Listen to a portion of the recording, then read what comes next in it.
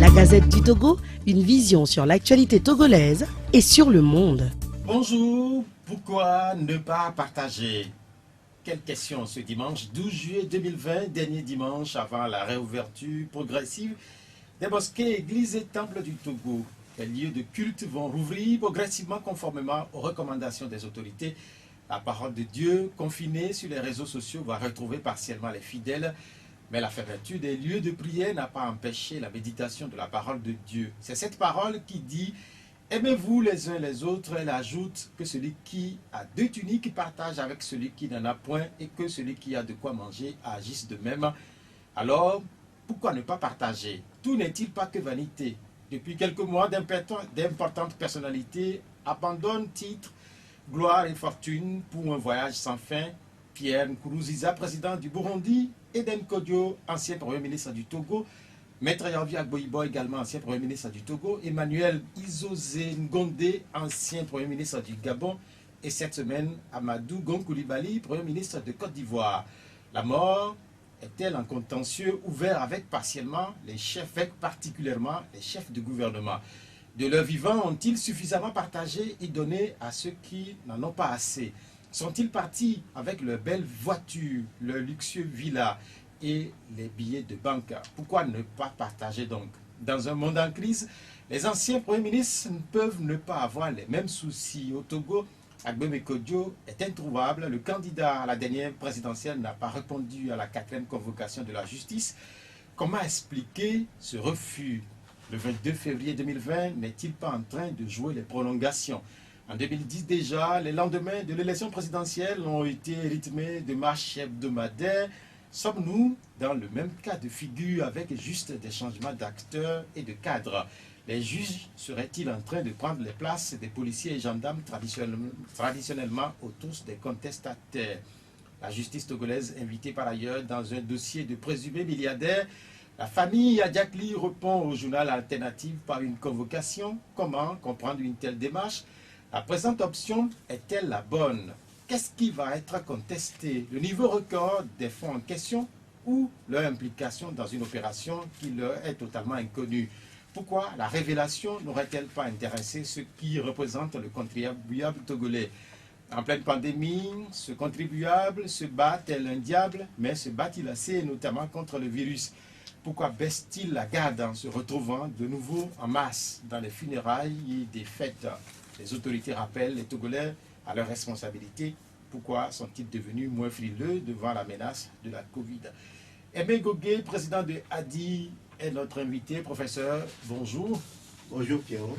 Le D12 de ce dimanche est une mise en onde de Venceslas Bogakudoyo. Les numéros de l'émission sont 96 50 34 37 et puis 70 43 09 70. Professeur, je parlais tantôt de la prochaine réouverture des lieux de culte.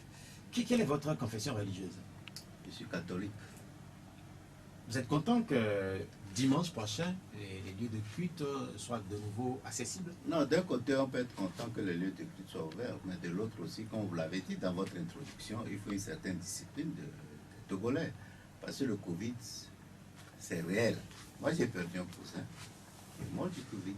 Il était en mission en Centrafrique. Il est décédé de Covid. Donc, Covid, c'est une réalité. Il faut que les gens puissent respecter les consignes, les mesures barrières que le gouvernement a dictées, ensuite que l'OMS a approuvé et qui se répète un peu partout.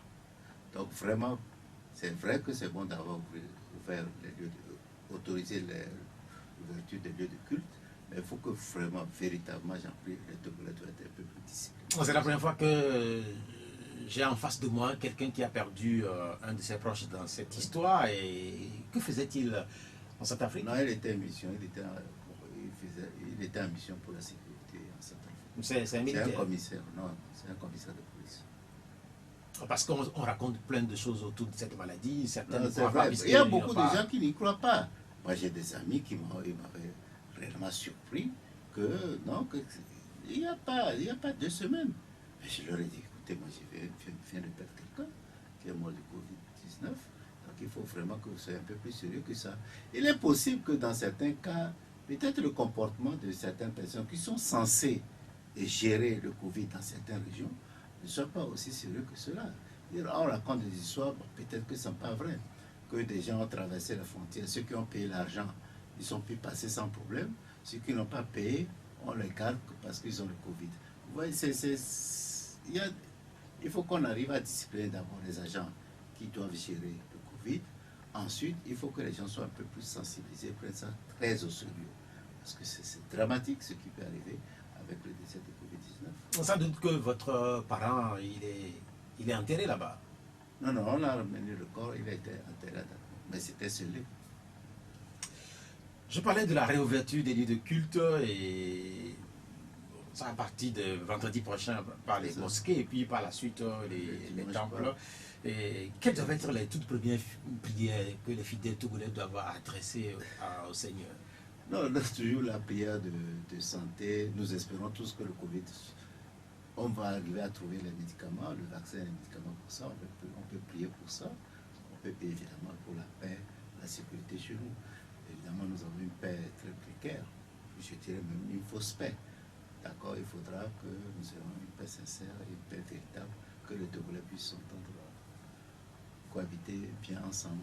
C'est quoi une paix qui n'est pas sincère? Une paix qui n'est pas sincère, c'est comme une paix basée sur la peur.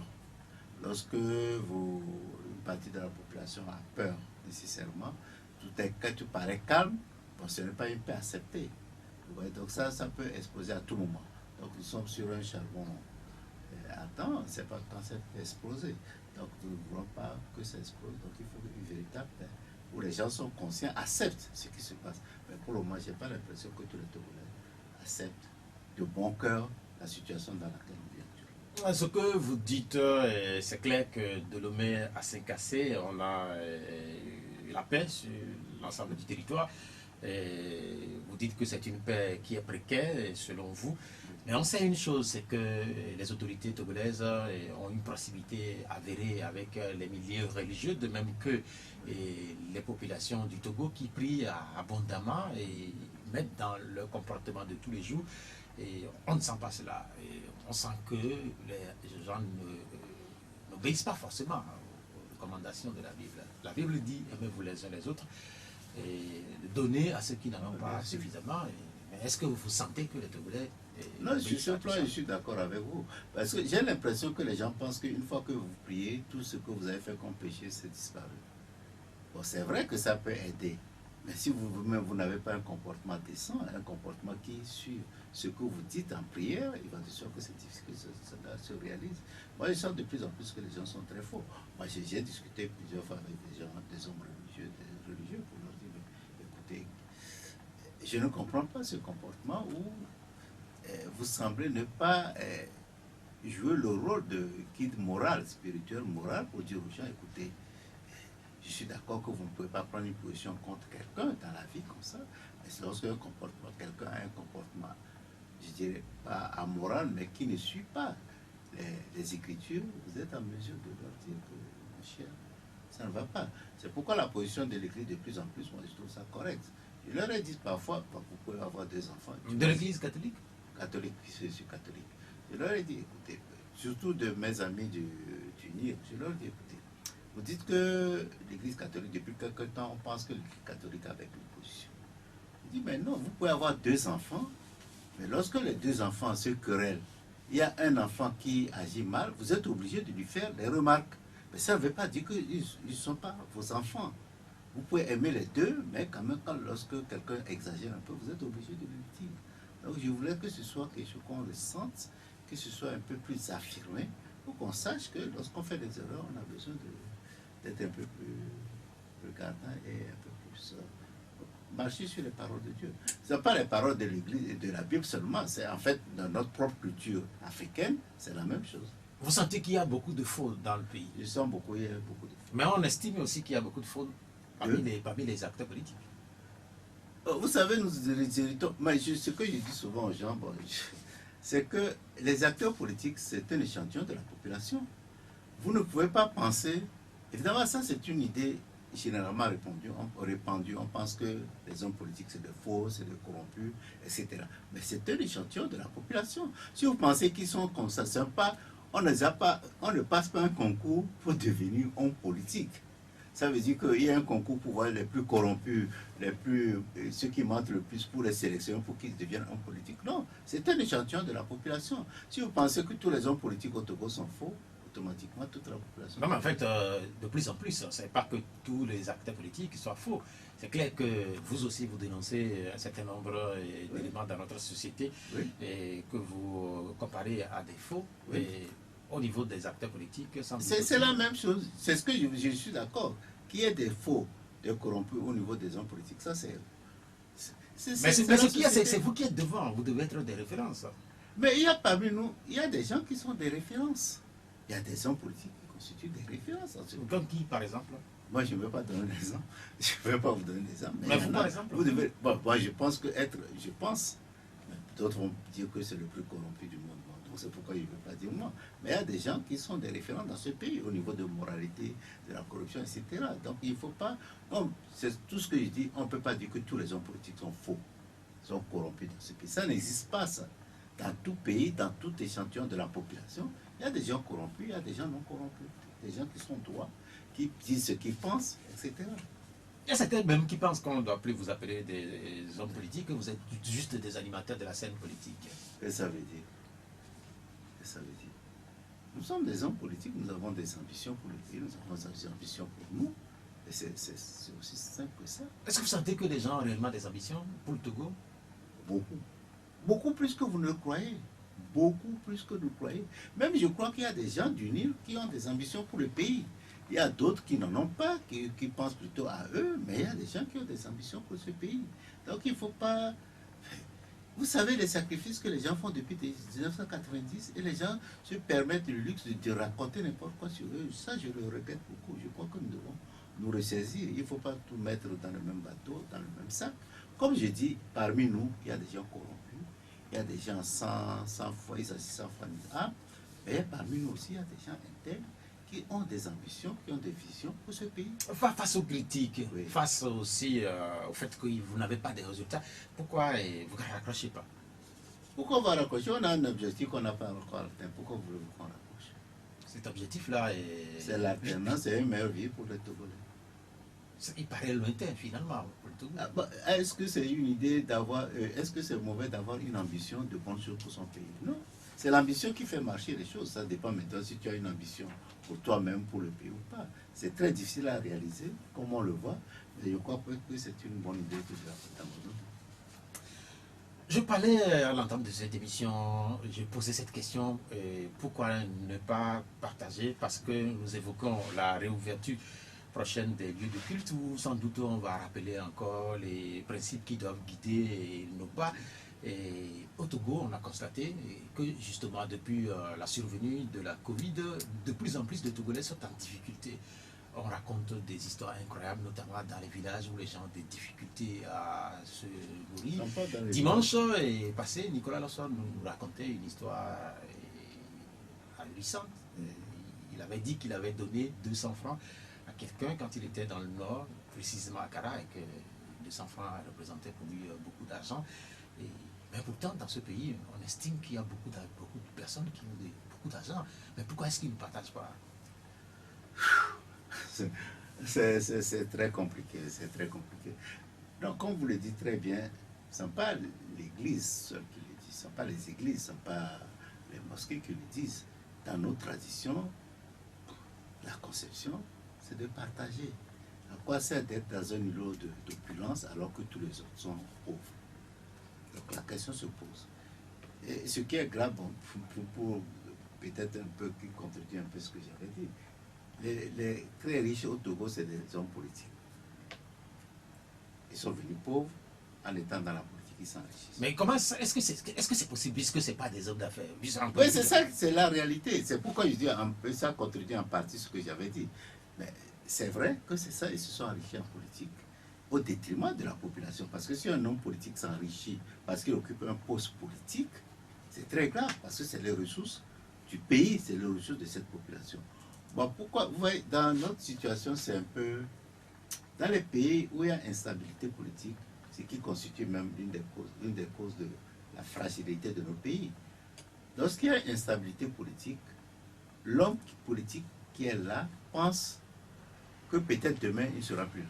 Il ne récupérera plus son poste. Parce qu'il ne sait pas ce qui peut arriver. Même fort aujourd'hui, il ne sait pas si demain, il va dégager ou pas. Donc, lorsque vous êtes dans une telle situation, votre préoccupation, c'est le jour au jour, quoi. Vous prenez ce que vous pouvez dans la journée et vous pensez, demain, chaque jour fait son, comment on dit ça là, il y a une expression. Chaque jour suffit sa peine. Suffit sa peine. Alors, avec ça, ça détruit les liens sociaux. Donc, chacun pense à lui chaque jour. Et on ne partage pas, ce qui est fortement regrettable. Lorsque nous avons notre programme, ou bien même lorsqu'on avait fait la révision constitutionnelle, la proposition de révision constitutionnelle, je me rappelle, c'était ici qui avait beaucoup insisté sur le fait qu'on parle de répartition des richesses dans la proposition de révision constitutionnelle. C'est un problème qui se pose dans nos pays, surtout dans les pays. Au Togo, je crois, les inégalités de répartition de revenus, les inégalités sont beaucoup plus, augmentent, alors que chaque pays doit viser à réduire ses inégalités. Mais malheureusement, ici, ça augmente. Malheureusement, les gens ne veulent pas partager et ils oublient. Il y a plein d'histoires où les gens très riches meurent dans la pauvreté ou bien meurent, ils accumulent des choses et les enfants de leur génération ou bien leur progéniture gaspillent ces ressources. Ouais, c'est des questions qu'on doit se poser, mais malheureusement, j'ai l'impression que ça ne semble pas trop nous préoccuper. Vous parlez de cette proposition qui n'avait pas prospéré, sans doute qu'aujourd'hui il y a de nouveaux députés à l'Assemblée nationale, il y a sans doute bientôt de nouveaux ministres qui vont venir. Quelles sont vos propositions pour qu'éventuellement l'État puisse aider ou inciter ceux qui ont plus à faire bénéficier le surplus à ceux qui en ont moins? Parce qu'il est curieux que des riches traversent des torrents de pauvreté avant d'aller chez eux, notamment quand ils rentrent dans leur village. L'État peut faire, mais l'État ne peut pas tout faire. Je crois que c'est un comportement, c'est la morale, hein? C'est un devoir qui nous revient tous. Je crois que les leaders d'opinion, les leaders moraux doivent beaucoup s'impliquer.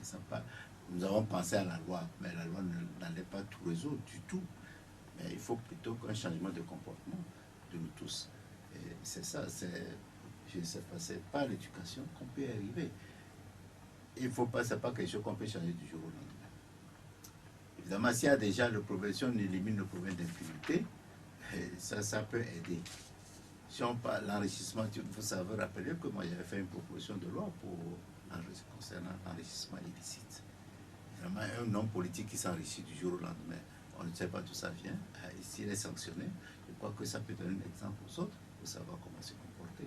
Et à partir de ce moment, les ressources publiques ne vont pas être accaparées par quelqu'un, ça peut être mieux redistribué dans le pays. Malheureusement, cette proposition de loi n'a pas pu passer. Vous évoquez des acteurs politiques qui deviennent immensement riches. Ils sont de l'opposition ou ils sont du pouvoir? Comment un homme politique qui n'est pas de l'opposition peut se devenir riche? C'est les hommes qui sont au pouvoir. Ou est-ce que quelle possibilité l'homme de l'opposition va s'enrichir à partir de son acte politique, puisqu'il n'a aucun menu, aucun levier de comment?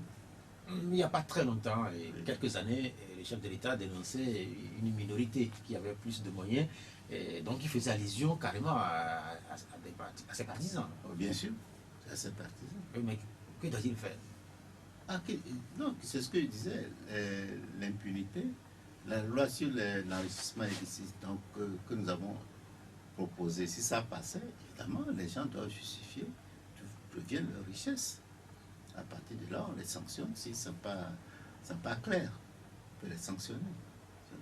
Mais c'est sérieux. Moi, j'ai quelqu'un qui m'a dit la dernière fois, il a un marché, bon, ce n'est pas au Togo, il a un marché, et pour qu'on lui libère les sous, celui qui doit signer la libération des sous, voulait 50 000 $.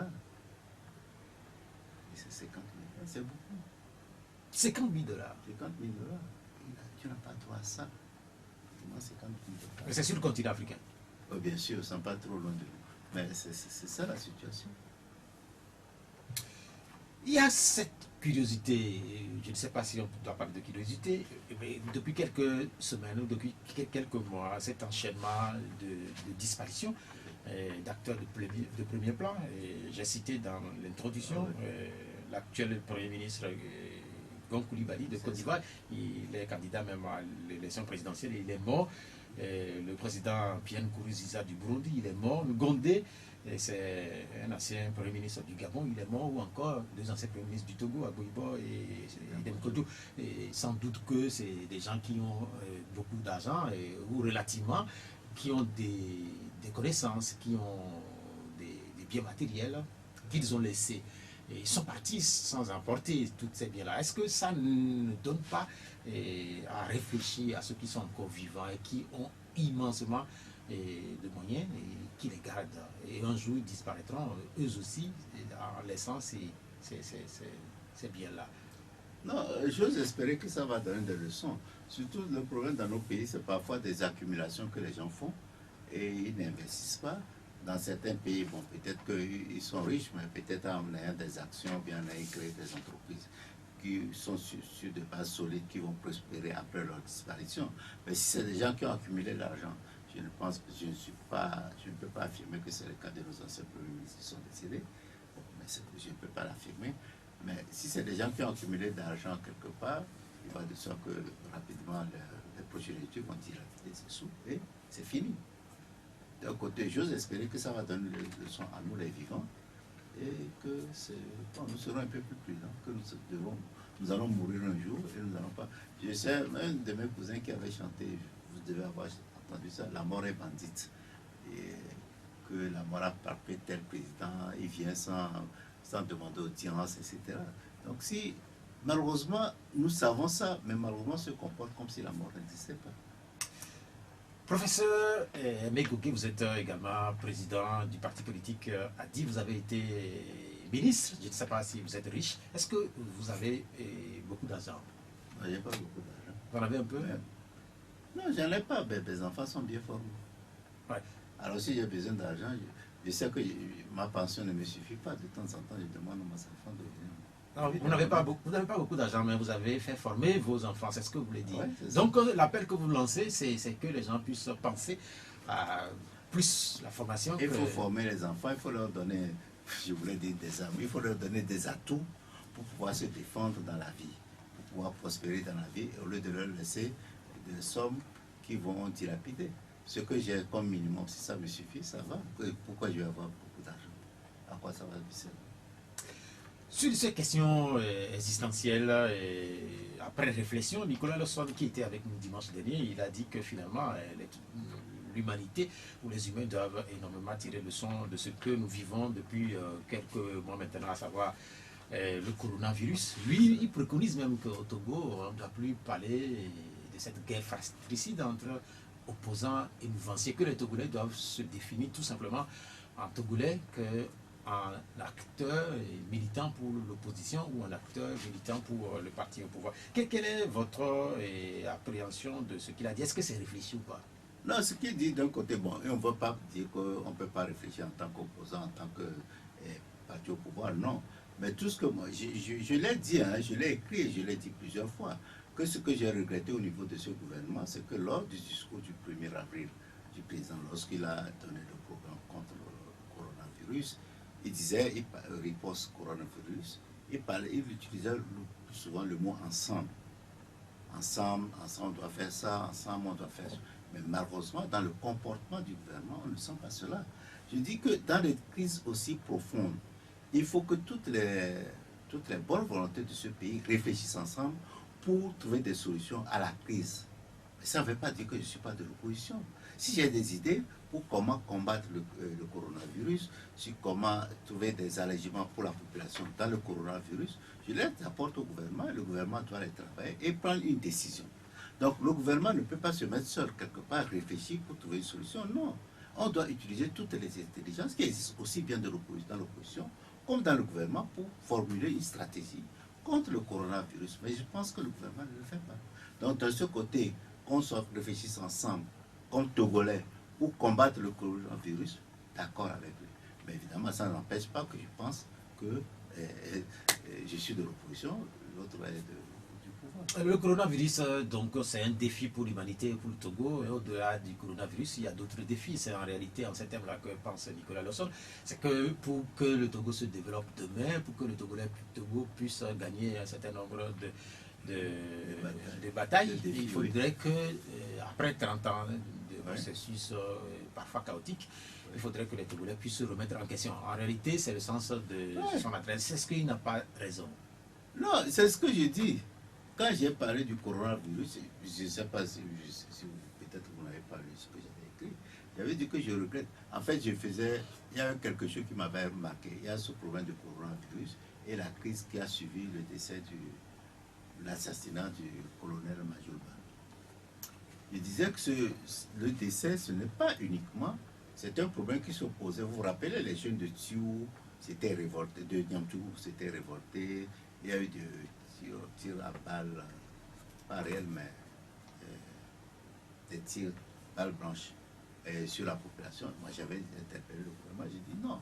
Lorsqu'il y a de tels problèmes, ça interpelle tout le monde, tous les Togolais, particulièrement les enfants, les jeunes, les gens de Niamtougou. Ce n'est pas question d'opposition, de parti au pouvoir. Donc, lorsqu'il y a des problèmes aussi importants dans la vie, il faut que tout le monde puisse apporter sa contribution.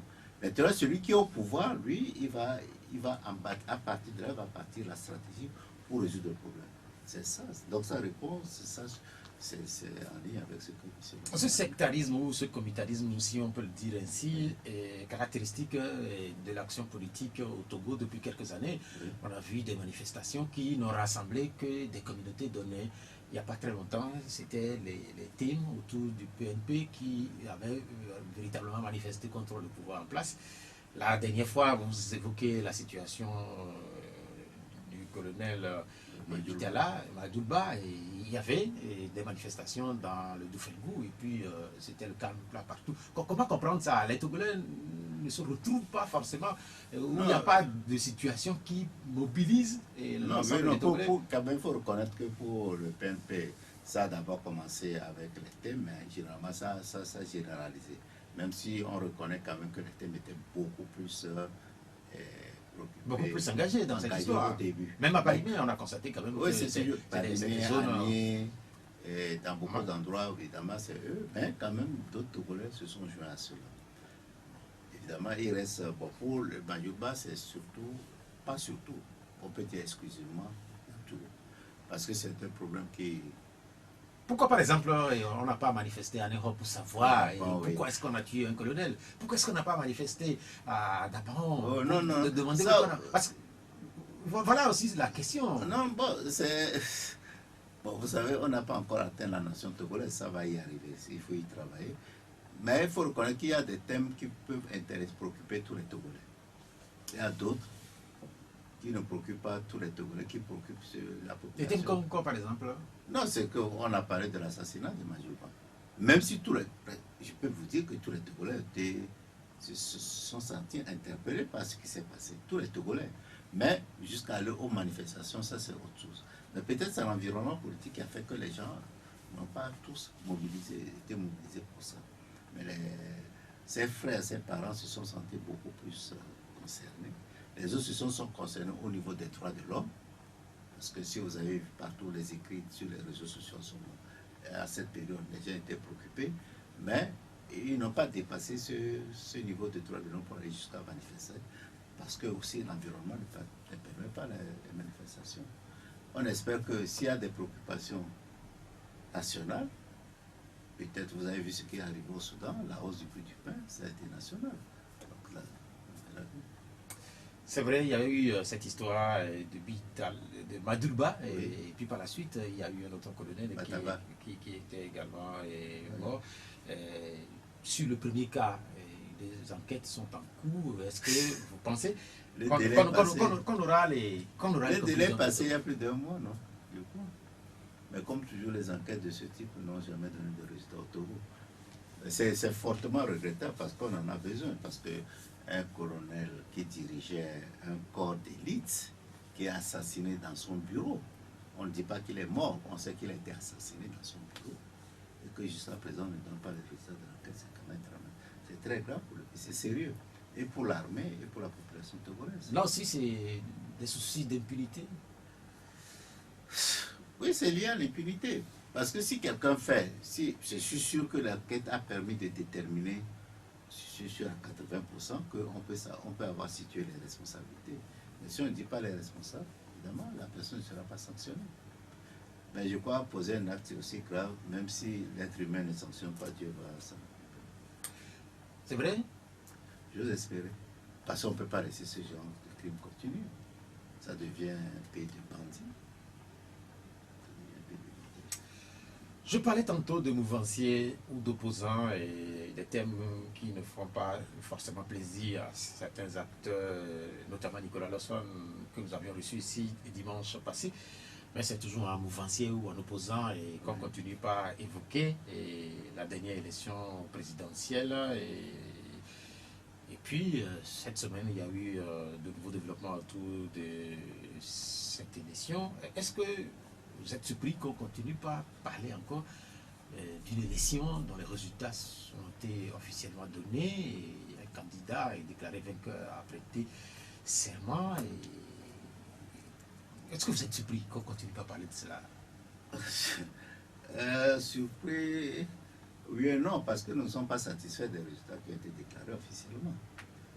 Nous avons dit la poursuite contre Goumez ne sont pas justifiées parce que ça rentre dans l'éducation. C'est une affaire politique qui doit être réglée politiquement et non par la justice.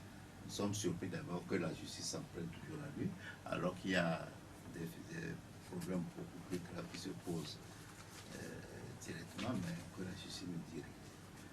Bon, vous savez que nous ne sommes pas, pour nous, les élections n'ont pas été une élection. Pour Adi et beaucoup de partis politiques de l'opposition, beaucoup de candidats de l'opposition, ce n'était pas une élection que nous avons eu le 20 février. C'était quoi? Pardon? C'était de la pagaille. Non, c'est quand même c'est dramatique ce qui s'est passé le 22 février. Il a été déclaré élu, mais vraiment, ça n'a pas des élections. Donc, que Agboimé conteste, et nous tous, nous sommes dans cette logique, nous contestons. Il y a peut-être une nuance entre nous. Agboimé dit que c'est lui qui a gagné. Nous disons, comme ce n'est pas des élections, c'est difficile de dire que quelqu'un a gagné ces élections. C'est la seule différence. Mais sans quoi nous ne sommes pas satisfaits. Et que ça revienne, mais malheureusement, par la justice, c'est ça qui est surprenant. Venant de vous, même s'il y a ces nuances, est-ce que ce n'est pas insidieusement une manière de faire croire qu'il y aurait une crise post-électorale? Bon, il y a une crise post-électorale, peut-être qu'il ne se manifeste pas, mais il y a une crise post-électorale parce qu'on ne peut pas dire qu'il y a eu des élections que quelqu'un gagne ici. Peut-être que par des artifices, il peut réussir à tout maîtriser, mais ça ne veut pas dire qu'il n'y a pas une crise. Une crise, c'est que bon, tout le monde se met d'accord. Évidemment, si on dit que quelque chose a été imposé, c'est de ça qu'il parlait de paix aussi. Si quelqu'un s'impose, on pense qu'il n'y a pas de crise, ok, peut-être c'est ça, mais ça ne va pas ce qui s'est passé. Qu'est-ce que vous allez faire, vous personnellement? C'est vrai que vous ne parlez plus beaucoup de ce qui s'est passé le 22 février. Cela veut dire que vous abdiquez. On abdique, on ne peut pas abdiquer facilement ainsi, mais il faut voir la mœurs et la stratégie la plus idoine pour agir. Il faut se développer. Ben, évidemment, nous n'acceptons pas de bon cœur ce qui s'est passé le 22 février. Vous l'acceptez quand même finalement, puisque... Non, on ne l'accepte pas de bon cœur. On ne l'accepte pas. On l'accepte pas. Bon. Vous pouvez ne pas accepter quelque chose qui s'impose à vous. Ça, c'est quelque chose qui s'impose et quelque chose que vous acceptez. C'est deux choses différentes. C'est vrai que quand on évoque des crises post-électorales au Togo, c'était connu que c'est soit des manifestations de rue, soit... Oui, actuellement, vous savez que c'est difficile de faire des manifestations. Oui, c'est ce que je voulais dire. C'est des manifestations de rue avec la présence des forces de l'ordre. Là, il y a le Covid aussi qui nous a... Ouais, là, nous sommes sur un théâtre qui est relativement différent. Voilà. Ça se fait à la justice. Est-ce que finalement, on ne doit pas privilégier la justice à la violence? Non, personne. Vous savez, moi, je suis pour la non-violence. Ça, c'est a priori.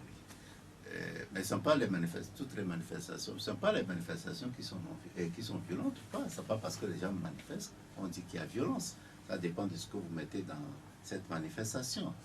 Et recours à la justice, oui, dans un pays normal où la justice est correcte, c'est une bonne chose. Mais lorsque les institutions ne respectent pas la Constitution même, sont assujetties à un seul parti politique, vous comprenez que c'est difficile d'avoir recours à la justice. Est-ce que dans le cas spécifique, Agbome qui est convoqué pour la 4e fois, il a dit qu'il n'allait pas se rendre et puis après, il est devenu introuvable. Est-ce que vous partagez la situation qu'il vit actuellement avec lui? Dans quel sens? En fait, dans le sens où on ne sait pas où, il se trouve. Peut-être qu'il nous écoute, peut-être que... Non, vous savez, pour moi, c'est très difficile d'apprécier. C'est la même situation qu'Adjadam qui est entre guillemets introuvable. Quand quelqu'un pense, c'est difficile pour moi d'apprécier l'appréciation, je m'excuse, les variations de la situation sécuritaire de quelqu'un. Vous comprenez? Quand ils disent qu'ils sont en insécurité, qu'est-ce que vous voulez que moi je dise sur ça? Je ne peux pas le dire. Personnellement, j'ai jamais quitté le pays, j'ai jamais fui. Vous voyez, quel que soit vrai ou non, faux. mais c'est vrai que vous ne vous êtes jamais déclaré vainqueur d'une élection aussi. C'est pas parce qu'on se déclare, mais combien de gens se sont déclarés vainqueurs auparavant? Jean-Pierre s'est déclaré vainqueur aux des élections, et Kilki s'est déclaré vainqueur, et Baba Kitani s'est déclaré vainqueur, ils ont fui. Mais maintenant, ça dépend de l'appréciation que vous faites. Peut-être Jean-Pierre apprécie sa sécurité, ou bien d'une manière donnée que Agbome n'a pas le même type d'appréciation. Oui, mais en fait, les cas que vous évoquez, Oui. ceux-là s'étaient déclarés vainqueurs, mais ils n'ont jamais été amenés devant les juges. Mais ça dépend, tout dépend. C'était très compliqué. Combien de fois Jean-Pierre était en justice, ou bien combien de fois même il a été Dans le cadre arrêté au commissariat? Dans le cadre d'une élection? Pas nécessairement, mais combien de fois on a investi sur lui? Vous savez qu'on a Je suis d'accord, Mais là, nous parlons d'élections. Oui, dans les élections, avec ses réclamants, mais lorsqu'on faisait des marches au FRAC, est-ce qu'on n'a pas, on n'est pas venu interpeller et venir chez lui à domicile, jeter des gaz à lacrymogène? On a fait ça, oui ou non? Oui, on l'a fait. Oui. Donc, ce que vous voulez dire, c'est que Agbome aurait dû rester? Non, c'est ce que je dis. En même temps que il peut rester, mais en même temps, je ne sais pas quel niveau d'appréciation se fait des risques. Vous voyez, chacun évalue le risque selon sa propre conception. Peut-être que quelqu'un peut dire que ce qu'il encourt là, c'est minime, mais lui peut penser que c'est important. Peut-être qu'il a certaines informations qu'on n'a pas, et c'est là qui a fait qu'il est devenu introuvable. Donc pour moi, c'est très difficile. Dans certaines circonstances, les gens restent. Moi, je n'ai jamais quitté le pays. Même si il y a des rumeurs, quand j'ai dit c'est des rumeurs, je préfère dire que c'est de fausses rumeurs, quand je suis en danger. Je préfère dire que c'est de fausses rumeurs. À sa place, vous quittez les pas. Je ne suis pas sûr. Pour espérer. Ouais. Depuis cette élection du 22 février, et on a l'impression, je ne sais pas si c'est juste une impression, vous me direz, que l'opposition est dans un état comateux et moribond. Ou est-ce que j'exagère un peu? Oui et non. Oui, parce que comme on ne nous entend pas, et puis ensuite, il n'y a pas de manifestation. Tout se passe comme si il y a un gros boulevard devant le régime en place. Ça, c'est une idée. Mais en même temps, je vous dis, la situation, l'environnement sanitaire aussi n'aide pas tellement. Et puis, vous savez, c'est un peu compliqué. Nous venons d'une élection où il y a des positions différentes entre nous. Je vous l'ai dit, il y a une position d'Agbome et de la dynamique, et une position de nous, qui fait que c'est difficile d'avoir un langage cohérent qui sera bien compris de la population. Donc ça aussi, ça rend un peu difficile la situation, mais ça ne veut pas dire que nous sommes dans un état comateux.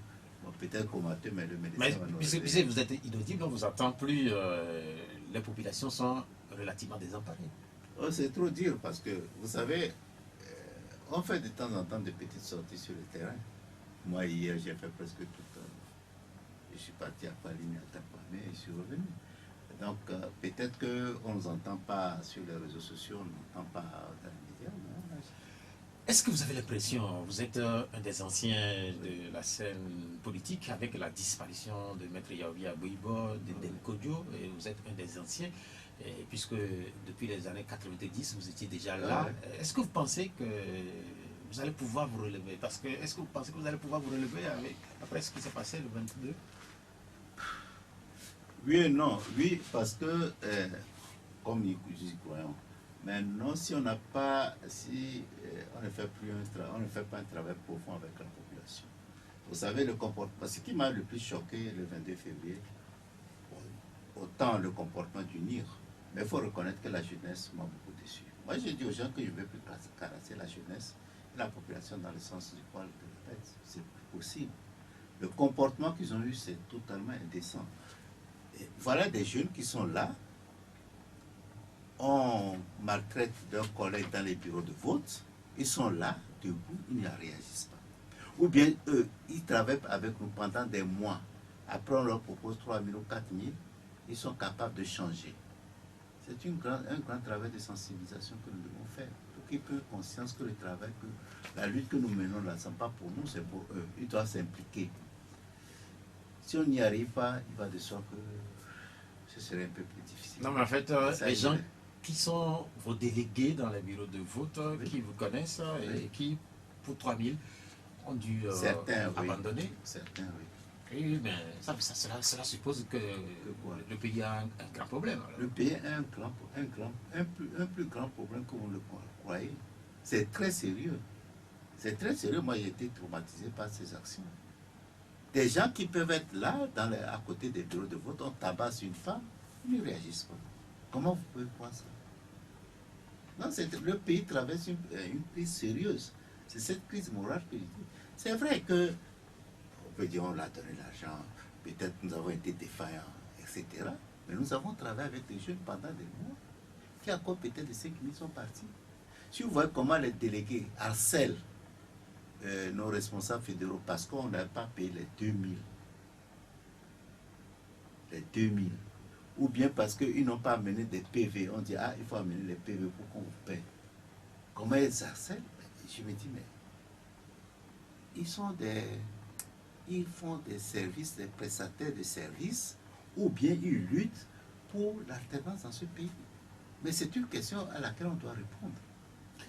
C'est vrai que c'est des questions qui sont posées à chaque élection et pour lesquelles... Non, mais pour 2020, c'est terrible. Avant, ça se posait, mais pas jusqu'à ce niveau. Pas jusqu'à ce niveau. Ce qui s'est passé en février. Mais faites des enquêtes, c'est sérieux. Les jeunes ont perdu tout repère. Ah, c'est Nicolas Lasson qui disait dimanche, en citant le général Yadema autour de la conférence nationale, qui disait que le Togo risque de reculer 100 ans en arrière. Est-ce que là, le Togo est en train de connaître ce triste sort-là? Bon, je ne veux pas apprécier ça parce que je ne sais pas ce que c'est que... Oui, mais en fait, puisque pour 3 000 francs, peut-être pour 3 000 francs, il y a 5 ans, les jeunes dont vous parlez n'auraient pas les mêmes attitudes. Si 5 ans après, peut-être que dans 5 ans, après 1500, ils auront des attitudes encore plus graves. Tout ce que moi je peux dire, c'est que nous traversons une crise morale sérieuse. Ce n'est plus question d'être politique à opposition unir. Moi je m'en fous si quelqu'un choisit de son âme et conscience qu'il est unir, il n'y a pas de problème. Mais à cause de 3 000, changer complètement d'option, c'est tragique. C'est tragique. Ils ne sont pas malheureusement... ils sont nombreux. Ils sont malheureusement pas aimés Gogé. Ils sont... Ah oui, c'est pourquoi je dis que nous avons un travail à faire. Ça nous revient. Même ce que je dis, ce n'est plus une action politique, ça. C'est une action morale. Que les gens puissent laisser de côté leurs principes pour prendre 3 000, c'est ça qui est mauvais. C'est pas politique, ça. Quand vous parlez de morale, nous évoquerons dans un instant aussi la situation dans les écoles du Togo avec ces histoires de films porno tournés par un certain nombre d'élèves. Nous venons de passer 45 minutes avec notre invité, c'est le professeur Aimé Gogé, président du parti politique ADI. Et comme le veut la tradition, tous les dimanches, ici au D12 de Pyramide FM, nous allons vous rappeler nos numéros 70 43 09 70. Et puis 87 50 34 37, je prendrai également les questions qui sont laissées par les auditeurs sur les réseaux sociaux, notamment sur notre page Facebook et dans les groupes des auditeurs. Nous avons un premier auditeur qui est en ligne. Allô? Oui, allô. Bonjour. Bonjour. C'est Pelé? Comment vous allez? Très bien. Ok, allez-y. Professeur, bonjour. Bonjour, monsieur Perret. Oui, vous êtes en train de faire votre sortie politique. Là-dessus. Ok. Je voudrais demander actuellement ce qui se passe dans le pays. C'est que nous sommes dans un pays où nous avons des institutions qui fonctionnent normalement. L'institution exécutive qui est dirigée par un président de la République, moi je vois que depuis le 3 mai, que le président prêtait serment, on ne le voit pas. Je ne sais pas si vous allez visiter, faire la visite au niveau du chef de l'État. À votre niveau, au parti Abi, est-ce que vous êtes toujours à la position des élections qui sont passées? Et parce que vous étiez candidat, est-ce que on vous a déjà réglé au niveau du financement des candidats? Parce que ça fait partie d'un processus. Vous devez prendre cette somme-là. Au niveau de votre parti, est-ce que c'est la sortie politique? Est-ce que vous êtes en train de négocier pour entrer dans le gouvernement prochain de Bien, bien, merci Pelé pour la série de questions. Bon, rapidement, la subvention, nous l'avons perçue, en tout cas c'est vendredi dernier, de la semaine dernière.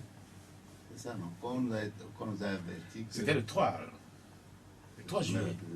Est-ce que c'est le 3 juillet? Ce mercredi, Ah oui, c'est possible que ce soit le 3 juillet, je ne me rappelle plus exactement. Ouais. Que nous avons été... Vous avez le magot? Oui, nous avons eu le magot. Et malheureusement, bon, on devait avoir le magot, c'était pour faire la campagne électorale. Donc on a attendu après la campagne électorale pour l'accorder. Donc nous avons le magot actuellement. Nous avons eu le magot. Et bon, c'est venu tard, mais au mieux tard que jamais. À quoi ça sert d'avoir cet argent après avoir participé à la campagne, après avoir voté? Bon, évidemment, nous étions fortement endettés, donc ça nous permet de nous soulager. Il y a des gens qui nous avaient traduits en justice, etc. Bon, ça a permis de régler ces problèmes.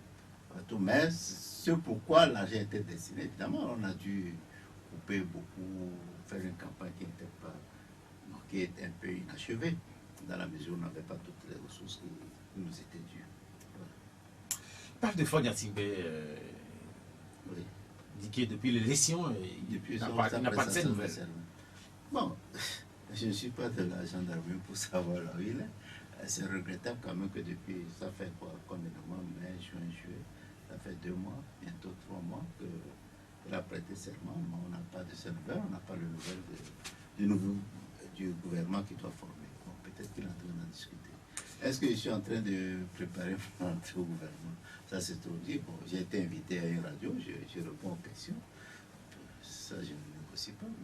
À propos de Faure Gnassingbé, selon les dernières nouvelles que nous avons, il est attendu demain, en principe au Gabon, à l'invitation du président gabonais pour une visite de travail. C'est ce qu'on peut lire sur des sites du gouvernement togolais. Donc voilà, pour ce qui concerne le chef de l'État, en principe, il doit se rendre demain au Gabon. Un deuxième auditeur après Pelé. Allô? J'aimerais savoir Allô? pourquoi c'est... Allô? Allô, je vous écoute. Oui, votre nom? C'est Monsieur Noé. Oui, Noé, allez-y. J'aimerais savoir pourquoi c'est à la fin des élections que nos dirigeants politiques, surtout de l'opposition, sont mobilisés pour le peuple. Alors qu'il y a des problèmes comme celui d'Agakri, d'Itala et Bakaba, qui ces problèmes qui nous entourent. Mais ils ne disent rien. Et c'est maintenant à la fin des élections qu'ils ont de l'argent pour mobiliser le peuple pour aller aux élections. C'est terminé. Bien, merci. Noé, ma réaction? D'abord, c'est se tromper que de dire qu'on attend l'approche des élections par le peuple. Si vous allez au ministère de l'administration territoriale, puisque lorsque actuellement, si on veut faire des meetings, on est dans le régime d'information, vous verrez qu'on se mobilise.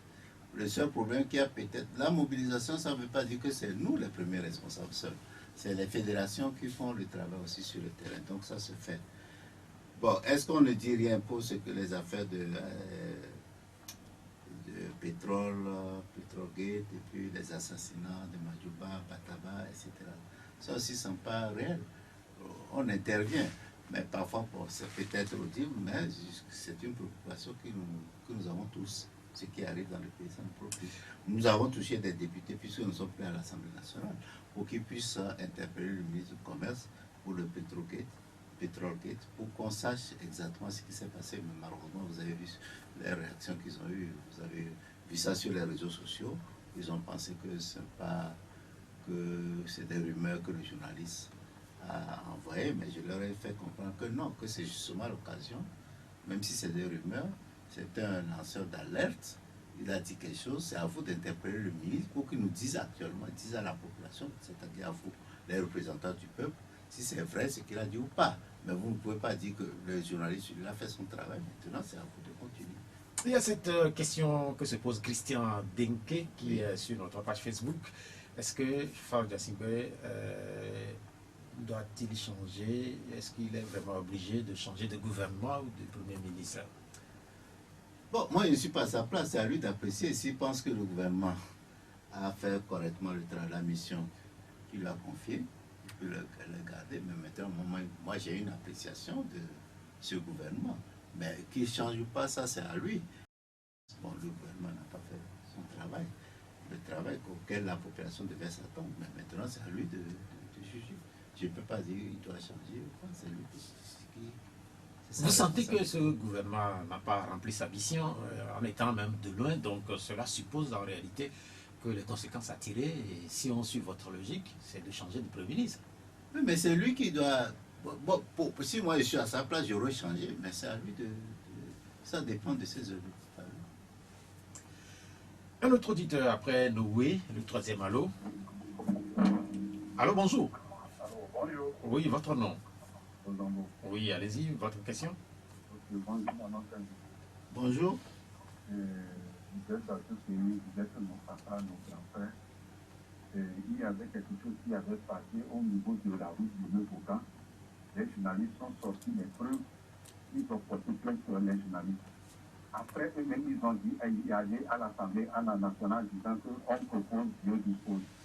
Et maintenant, le problème à Jacqueline, les familles à Jacqueline. Nous avons appris sur les réseaux sociaux qu'on a entraîné les familles à Jacqueline en train de porter plainte contre Ferdinand Haïti. Donc c'est vrai ou faux. Donc si ça arrive comme ça, je ne vois pas vous les opposants, vous s'organiser et vous faites des conférences de presse et vous poursuivre l'enquête. Où l'enquête va se terminer, non, je ne vois pas vos opposants qui se critiquent et fait conférence de presse de ça. Donc approchez des journalistes où tu as trouvé des preuves et vous allez travailler ensemble pour faire sortir les gens qui tuent ce pays. On n'arrive même pas à trouver chez vous. Pourquoi les choses vont comme ça dans notre pays? Bien, merci. Bien, merci Bozambo pour votre constat. Il fait un constat. Monsieur Bozambo, bon, c'est ce que j'ai dit. Ce que nous pouvons faire, bon, moi j'ai demandé à l'Assemblée nationale, à trois des députés, d'interpeller le ministre pour qu'il nous situe dessus. Deuxième point, dans ces histoires, ce ne sont pas les conférences de presse qui vont faire quoi que ce soit. Nous en parlons au niveau du parti, nous en parlons à nos militants, ce que nous croyons, etc. Mais écoutez, c'est ce que je disais à Pierrot tout de suite. Je ne vais plus caresser la population dans le sens de la bête. Vous-même là, vous êtes citoyen, qu'est-ce que vous faites pour ça? Vous attendez que les politiciens fassent tout. Nous sommes des êtres humains. Nous avons 24 heures de la journée comme vous. Si la population togolaise n'est pas prête à se lever, à faire quelque chose, rien ne bougera dans ce pays. Le journaliste a été très courageux. Ferdinand a été très courageux, il a posé des actes. Nous avons suivi ce qu'il a fait. Mais si chacun reste chez lui là, en passant, en le laissant seul face aux fauves, que ce soit de la justice ou bien du régime, il va de soi qu'on va continuer ainsi.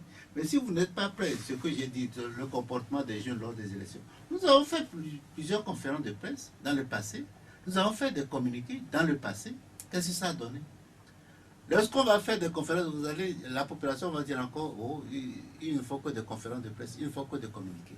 Mais il faut que la population sache ce qu'elle veut. Si c'est la population il y a une grande partie de la population, une partie de la population qui a voté pour Ford. N'oubliez pas ça. Ils ont voté soit parce qu'ils ont pris de l'argent, ou bien parce qu'ils y croyaient. Mais il faut que, lorsque vous êtes conseillé, écoutez, au niveau du Soudan, parce qu'on a augmenté le prix du pain qui se sont soulevés. Ce n'est pas un leader politique qui leur a dit levez-vous. Ce n'est pas lors d'une conférence de presse qu'on leur a dit allez faire cette manifestation. Ce n'est pas par un communiqué. Les gens se sont pris en main parce qu'ils savent qu'en augmentant le prix, ça les touche. Non, Togo, vous êtes assis. Il y a quelque chose qui va. Ce n'est pas l'opposition. Quelque chose qui ne va pas, c'est l'opposition. Mais quand même, sachez ce que vous voulez. Aussi longtemps que la population n'est pas prête à se prendre en charge, à se dire que ce qui arrive dans le pays, c'est leur problème aussi. Aussi longtemps que la population n'est pas prête à dire que le changement de ce pays dépend d'elle. Mais il va de soi qu'on va vivre cela. Dans un mois exactement, le 12 août, pour être précis, Ferdinand Ité, et cela devant donc un juge parce qu'il avait fait sortir cet article. Et qu'est-ce qui va se passer? Je ne suis pas un expert de la justice, mais j'espère que d'ici là, moi, je vais encore ressaisir mes collègues de l'Assemblée nationale pour voir ce qui va se faire. Mais si c'est les communiqués, les écrits, ça ne sert à rien. Mais comment comprenez l'initiative de la famille?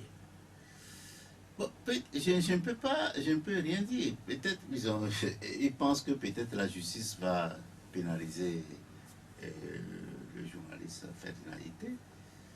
Peut-être c'est sur ça qu'il compte. Si nous pouvons aider Ferdinand Ité, soit apporter des preuves, voire résister, je crois que c'est notre devoir. Est-ce que ce procès-là va peut-être permettre de comprendre comment tout cela se passe? Rien. On ne comprend rien? Et peut-être Ferdinand Ité a eu des éléments. Mais pour aller au fond, il faut que vraiment... Vous voyez, 500 milliards, ce n'est pas petit. C'est près de 50%, peut-être ça doit une être 40%. projection en réalité. Quand oui, c'est un minimum, pourquoi pas. Ça fait peut-être 40% du budget national du Togo. C'est énorme, ça. Et l'Assemblée ne dit rien. Mais personne ne dit rien, visiblement. Il aurait dû avoir une enquête parlementaire. Mais justement, comment comprendre que... Nous sommes en train de démissionner tous, c'est grave. Non, mais on est tétanisé par... Je ne sais pas. La nature de la somme, c'est quand même 500 c'est milliards. énorme. C'est presque la moitié du budget. Oui, c'est national. environ 40% du budget national. C'est énorme. Mais malheureusement, on est là, on laisse Ferdinand Ité assez... On peut même dire on le jette à la pâture. Bon, on verra, on va y réfléchir pour voir ce qu'on peut faire. Mais vraiment, le Parlement, l'Assemblée pourrait faire quelque chose. Ils peuvent demander une enquête parlementaire. C'est un lanceur d'alerte. Il a dit il y a quelque chose. Mais il faut creuser. Il faut que le ministre lui dise c'est vrai ou faux. Et à partir de là, on peut faire une enquête parlementaire sur ça. Ce n'est pas question d'être opposition, comme dit Lawson là, et Nicolas Lawson. C'est plus question d'être de l'opposition, bien d'être du parti au pouvoir. C'est des ressources publiques. Avec 500 milliards, vous savez ce qu'on peut faire dans ce pays? C'est énorme. Qu'est-ce qu'on peut faire avec 500 milliards? Une école coûte combien? Peut-être, je crois que c'est 30, supposons que ce soit 40 milliards. Et 40 millions. 40 milliards, ça fait 1000. 400 milliards, ça fait 10 000. Ça va beaucoup d'écoles. Alors, un forage, c'est peut-être 3 millions, supposons 5 millions. Beaucoup de forages alors. Énorme. Bien, merci. Un scalaire ne coûte pas 1 milliard.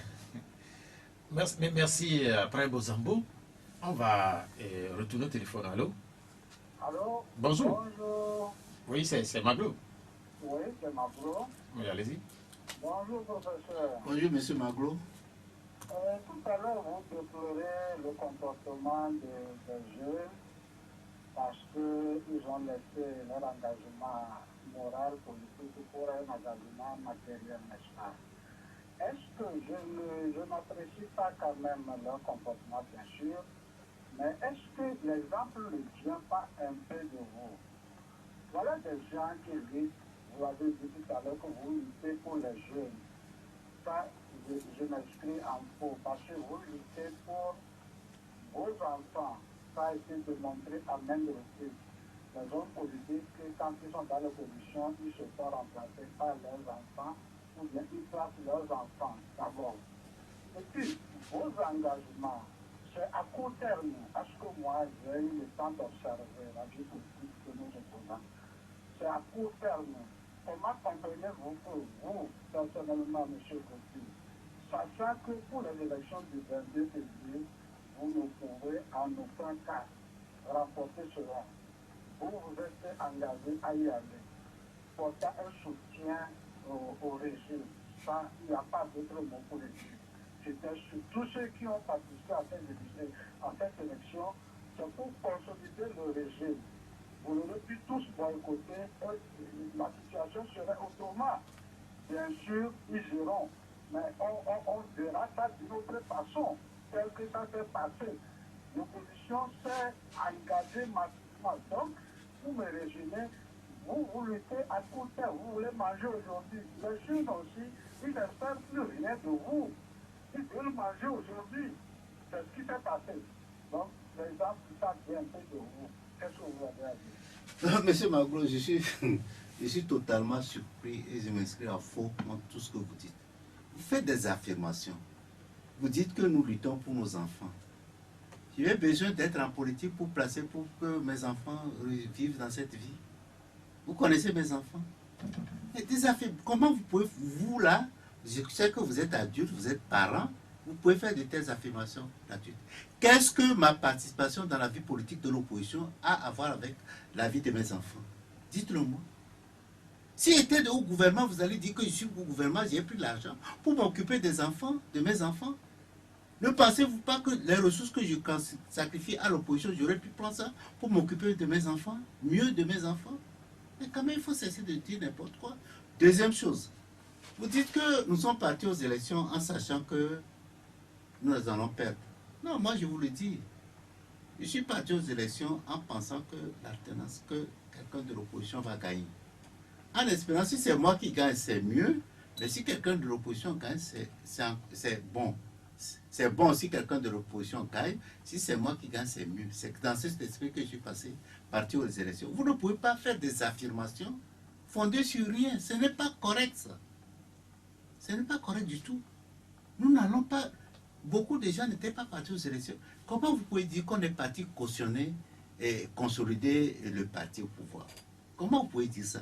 Nous ne sommes pas partis aux élections législatives. Vous voyez les conséquences. Je vous ai dit, cette affaire de pétrole-là, et d'Adjaki, là, on n'arrive pas à aller au fond uniquement parce que nous n'avons pas de députés, nous n'avons pas de gens à l'Assemblée nationale pour le faire. Et vous pensez qu'on a aux élections avec nos propres ressources pour consolider un adversaire?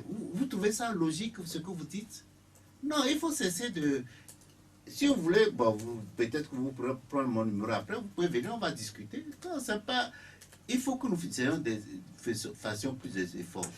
Bien, on a compris votre réaction par rapport à la question de Maglo. Vous lui avez donné votre réponse et il peut éventuellement aussi prendre votre numéro pour des échanges futurs. Allô? Après Maglo, est-ce qu'on a un auditeur? Allô?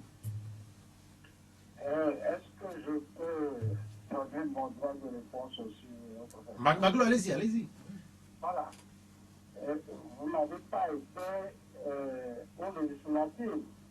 Les gens ont été et ont cru que vous serez parti après l'élection, vous apporterez beaucoup de choses. Non. Et vous êtes... Allô? Oh, vous écoute. Vous regrettez pas après l'élection législative. Moi, je vous dis déjà le faire. Dans les institutions, je ne vous conseillerais même pas d'aller aux législatives. Donc voilà, vous disiez tout à l'heure que vous ne luttez pas pour vos enfants. Moi, j'ai observé la politique de 12%. Ça, c'est le faux. Peut-être vous ne le faites pas. Mais le fait qu'ils luttent, c'est pour leur progéniture, leur famille. Parce qu'ils ont le pouvoir. Je te donne le cas très loin de ceux dont le Congo, c'est-à-dire la démocratie du Congo. Et son président, c'est une raison à ne prendre pas d'un peuple. ça, c'est démontré. C'est comme une information gratuite. Maglo, vous avez eu votre droit de réponse, on l'a noté. Malheureusement, on n'a pas. Votre ligne a quelques soucis parce que la liaison s'est carrément dégradée. On n'a pas trop bien compris, mais on a saisi quand même des pans de votre intervention. Merci d'être intervenu. Maglo, à Gouenivé là-bas, nous souhaitons donc bon dimanche à tous ceux qui nous écoutent sur 105.5 à Goué notamment. Après Maglo, nous allons retourner avec de nouveaux auditeurs. Allô, bonjour. Oui, Tafik. Bon, en ce qui concerne l'affaire de 500 milliards pour là, il faut que la justice là me laisse tranquille. Ils veulent encore procéder de la même manière qu'ils ont fait à M. Aguilomé pour dire que l'affaire est à la justice, qu'il ne puisse parler de cette affaire parce que nous avons constaté que depuis un moment aussi, Ferdinand ici aussi parle de ça sur une radio. Ils veulent l'interdire. Je pense que c'est encore ça. Nous n'avons plus besoin de ça. Bon, pour les acteurs politiques là, que ce soit de l'Union ou de l'opposition là, franchement par là, nous sommes fatigués de vous. Depuis 90, je ne sais pas ce qui se passe, que les choses et que nous vivons dans des choses comme ça, on détourne l'argent du pays, on vole, on tue, on fait des choses. Après, vous allez appeler la population à marcher, les gens tombent et rien. Bon, merci. Bien, merci. Bon, pour ce qui concerne les 500 milliards, pour le moment, vous avez raison. Et ce serait regrettable que la population laisse ainsi. Et pour ce qui concerne les acteurs politiques, évidemment, comme je l'ai dit, bon, les acteurs politiques sont toujours souvent accusés. Mais tout ce que vous avez dit là, le reproche, on tue, on vole, est-ce que c'est l'opposition qui fait ça? Est-ce que c'est l'opposition qui vole? C'est l'opposition qui tue? Ce n'est pas l'opposition qui fait ça. Moi, je dis souvent, en fait, la situation actuelle, là, je le dis souvent à mes collègues, parfois on ne s'entend pas dessus, la situation politique qu'on vit actuellement, en principe, ce n'est pas l'histoire d'être parti politique. Quand il y a corruption dans un pays, ce n'est pas l'histoire de parti politique. C'est l'histoire de la société. C'est tous les citoyens de ce pays qui doivent lutter contre la corruption. Pourquoi pensez-vous que c'est l'homme politique qui doit le faire? Ça nous préoccupe tous. Les assassinats, les gens qui assassinats politiques, ou bien les violences. Ce n'est pas l'homme politique qui doit s'en occuper.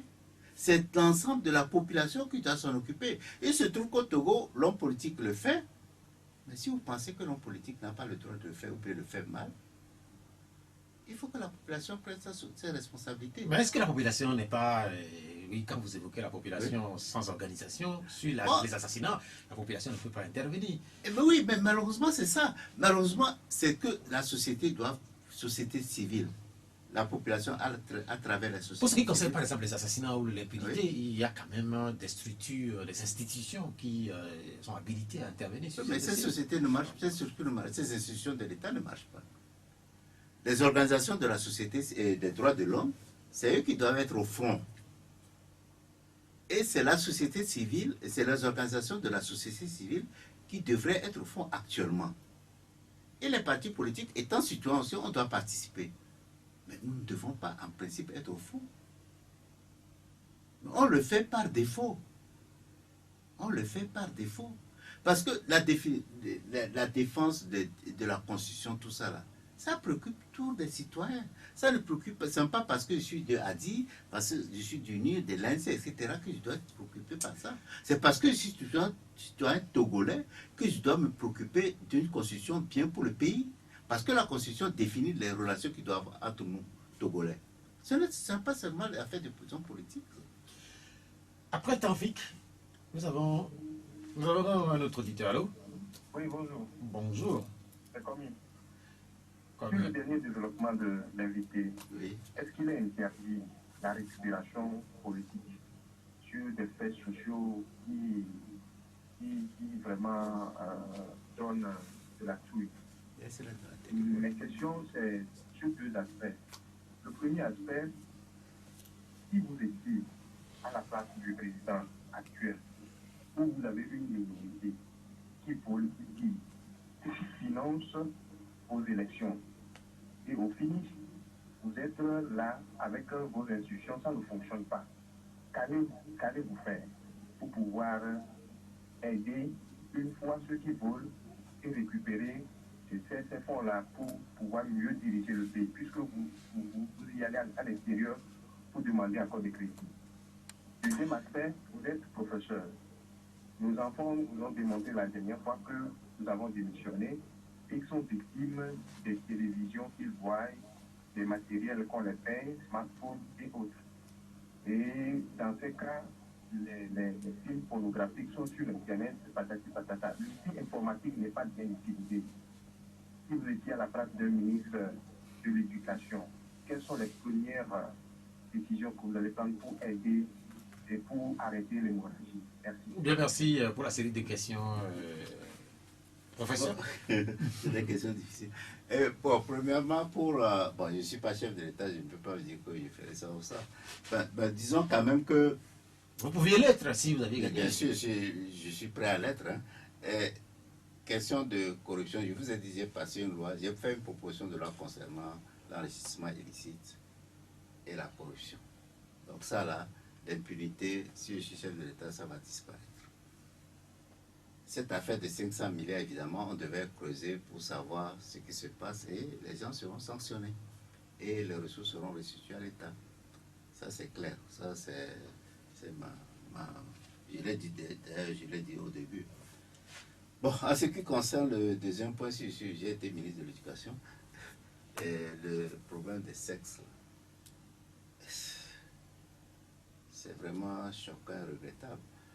En venant, je rappelais à mon chargé de communication. Vous savez, j'avais voyagé en 2015. J'avais appris que ce problème existait. D'abord, pas pour les jeunes, j'avais appris au niveau, je regrette de le dire, hein, au niveau des bureaux et compagnie qui avaient des relations, qui avaient des sexes dans les bureaux. Dans l'administration? Dans l'administration. Togolaise? Oui. Que c'est peut-être même aussi dans les entreprises. Alors, moi j'ai appris ça, ça m'avait choqué. Alors quand je suis revenu de mission, sur une plateforme, j'ai dit, mais voilà ce que j'ai appris, est-ce que c'est réel ça? Ah, les gens m'ont dit, non, non, je ne veux pas parler de ça, etc. J'ai dit, mais non, c'est un phénomène qui doit nous préoccuper. Parce qu'on ne peut pas admettre ce comportement, quelles que soient les raisons. C'est indécent qu'on utilise des lieux publics, pour de tels types de comportements. Ce n'est pas bon. Et voilà, la semaine dernière, ou bien, oui, il y a 2 semaines, je crois, il y a ce problème de vidéos sur les plateformes des gamines, ou bien de jeunes, des enfants qui se... Des adolescents. Pas des adolescents, mais parfois même moins d'adolescents qui se jettent à ce... C'est fortement regrettable. Mais on ne peut pas dire que c'est simplement la télé qui fait ça. Il y a la télé, il y a l'Internet, mais aussi il y a l'éducation que nous donnons à nos enfants à la maison. Parfois, on pense qu'il y a des choses, il y a des comportements qui se font et les gens ne pensent pas que les enfants puissent comprendre et répéter ça. Donc, je crois que d'abord, la première chose, les parents doivent se ressaisir. La deuxième chose, même les télés, le parent doit contrôler ce que l'enfant regarde. Vous ne pouvez pas laisser votre enfant regarder n'importe quoi. Être parent, c'est une lourde responsabilité. C'est une très lourde responsabilité. Ensuite, les smartphones. Vous devez surveiller. Vous ne pouvez pas donner de l'argent à l'enfant pour consommer, parce que c'est cher quand même. Le smartphone, c'est un peu cher. Et puis, les gigas ou bien l'Internet, ça consomme, ça coûte. Vous ne pouvez pas donner de l'argent comme ça aux enfants à utiliser n'importe quoi. Donc, le premier travail, ça revient aux parents. La deuxième chose, il y a quand même le problème de télé dont on parle plus. La télévision publique ne peut pas s'autoriser, permettre le luxe. Bon, évidemment, maintenant, on ne peut plus parler de télé, c'est partout, toutes les télés font n'importe quoi. On doit surveiller. Donc, je crois qu'il faut commencer par ça, si les parents ne prennent pas de responsabilité. La question, c'est aussi si vous étiez ministre Oui. de l'Éducation et quelles vont être vos prises de position. d'abord le ministre actuel, il n'est pas content de ce qui se passe. Oui, mais bien sûr, puis qui peut être content de ce qui s'est passé? Personne ne peut être content de ça. C'est une honte pour le pays, puis ça distrait beaucoup. Bon, qu'est-ce que moi je peux dire? D'abord, je vais insister auprès des parents, auprès de... Est-ce que vous êtes pour l'exclusion, par exemple, de ces enfants-là? Est-ce que c'est ça la solution? C'est pas une solution, ça. Non, c'est pas du tout l'exclusion de ça. Non, vous avez vu, moi j'ai regardé un ou deux, mais ils font ça... C'est de l'insouciance. C'est une insouciance totale. Vous allez les exclure, quels sont quel est le résultat? Moi, je ne pense pas que l'exclusion est une solution, non. Je crois qu'il faut imposer une meilleure surveillance ici. On espère que les parents vont être conscients de ce qui se passe. Bien, merci. Nous allons reprendre le téléphone avec notre auditeur. Je crois, non, mais en fait, avant d'aller au téléphone, il y avait une partie de la question. Comme il dit, est-ce qu'il est interdit que les acteurs politiques récupèrent des événements à caractère social? Bien sûr, non. Ça, c'est l'homme politique doit saisir toute occasion pour créer des problèmes de l'opposition, pour créer tout problème au gouvernement. Bien sûr, on doit saisir ça. C'est des points que nous enregistrons. Peut-être que sur le terrain, nous en parlons à la population. Bien. Allô? Allô, Bonjour. bonjour M. Pierrot. Ouais, coucou, comment vous allez? Je vais très bien. Ok, allez-y. Je salue le professeur. Bonjour, M. Coco. Bon, c'est ça, monsieur le professeur. Oui. Dans une des réponses à une question des visiteurs, il semble que vous semblez dire que le peuple, la population, ne fait pas ce qu'il doit faire. La population ne le prend pas, elle reste très croisée. Je voudrais demander, comment est-ce que vous pouvez m'expliquer lorsqu'un peuple va à une élection et vote pour un candidat qui dit qu'il a gagné, et ce même candidat dit au peuple que lui respecte les institutions publiques et que le temps des populations beaucoup voulaient, que lui ne peut pas appeler la population à sortir dans la rue pour réclamer quoi que ce soit. Est-ce que ce peuple peut sortir pour réclamer quelque chose? Comment analysez-vous cette réaction de quelqu'un qui va gagner les élections? Secondo, maintenant toujours les élections, bon, je ne suis pas un peu d'accord avec ce je vais vous demander, lorsque vous refusez de participer, vous boycottez des élections, tout le monde crie sur les leaders d'opposition. Ils ont laissé le champ libre au pouvoir en place. Lorsqu'on vous participez aux élections, on crie encore que vous avez légitimé le pouvoir en place, vous allez accompagner le candidat du pouvoir. Maintenant, comment est-ce que vous analysez cette situation? Bien, merci. Bon, pour la deuxième partie, c'est qu'est-ce que vous voulez que vous dise? Moi, c'est le dilemme que nous avons. Donc ça, je ne peux pas répondre. Donc c'est à nous de décider. Bon, on verra ce qui est mieux pour la population, ce qui est mieux pour le parti, et nous prenons la décision. C'est ça. Donc je ne peux pas... Nous pensons que le boycott n'est pas une bonne chose. C'est pour ça que nous sommes partis aux élections présidentielles. Mais pour ce qui concerne la première partie, bon, je ne me rappelle pas que quelqu'un a dit que non, il ne va pas réclamer sa victoire. Jean-Pierre Faye l'avait fait, Aguemé Kodjo le fait, ils appellent tout le temps des gens, mais la population ne réagit pas. Mais je crois que là aussi, ce que je vais dire, c'est que lorsque vous êtes sûr avoir voté pour quelqu'un, lorsqu'on ne lui donne pas la victoire qu'il mérite, mais c'est vous aussi qu'on vole. Il ne faut pas considérer que c'est le leader qu'on a volé.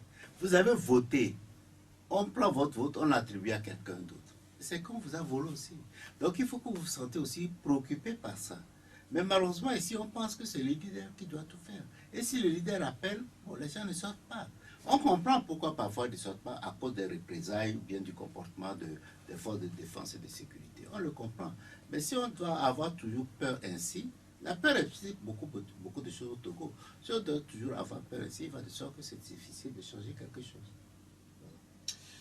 Il y a cette question de gagnant à go. Je lis la question. Je ne l'ai pas très bien compris, mais je vais quand même la lire. Peut-être que vous comprenez. Vous allez comprendre peut-être. J'ai eu à entendre de M. Gogué a dit, je le cite, que l'opposant qui accepte de l'argent pour financer la lutte démocratique, qui ne peut pas le vouloir, pas lui en vouloir, je ne sais pas. quelle leçon peut tirer la jeunesse? C'est pas si En gros, je crois qu'il veut dire que si quelqu'un prend de l'argent du pouvoir pour faire lui continuer la lutte, il ne faut pas lui en vouloir. Je crois que c'est...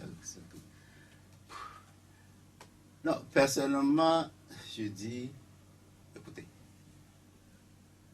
si, vous savez d'abord, au Togo, la population, bien les gens interviennent, financent très peu les partis politiques. Bon, dans mon parti politique, je sais que ça ne se fait pas. Nous devrions pour financer. Mais supposons que quelqu'un nous donne de l'argent.